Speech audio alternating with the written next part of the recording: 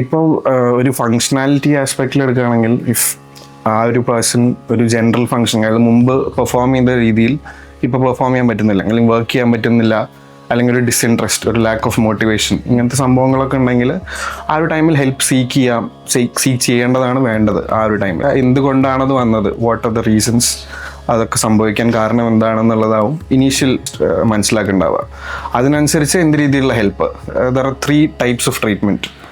അപ്പോൾ ആദ്യത്തെ എന്ന് പറയുന്നത് യുക്തി വ്യാപാശ്രയം എന്ന് പറയുന്നത്. അതെന്ന് വെച്ചാൽ മോസ്റ്റ്ലി മെഡിക്കൽ മാനേജ്മെൻറ്റ് അല്ലെങ്കിൽ തെറപ്യൂട്ടിക് അല്ലെങ്കിൽ ഫാർമക്കോളജിക്കൽ മാനേജ്മെൻ്റ് ആണ് യുക്തി വ്യാപാശ്രയം പറയുന്നത്. പിന്നെ പറയുന്നത് ദേവ്യാപാശ്രയം, ഡീൽസ് വിത്ത് സ്പിരിച്വൽ വെൽബീയിങ്, അല്ലെങ്കിൽ ആ ഒരു സ്പിരിച്വലി കണക്ട് ചെയ്യുക എന്നുള്ള ഒരു ആസ്പെക്റ്റാണ്. പിന്നെ വരുന്നത് സത്വാവിജയം ഫോക്കസസ് ഓൺ പൊട്ടൻഷ്യേറ്റിംഗ് സത്വ, അല്ലെങ്കിൽ ഒരു സൈക്കോളജിക്കൽ വെൽബീയിങ്.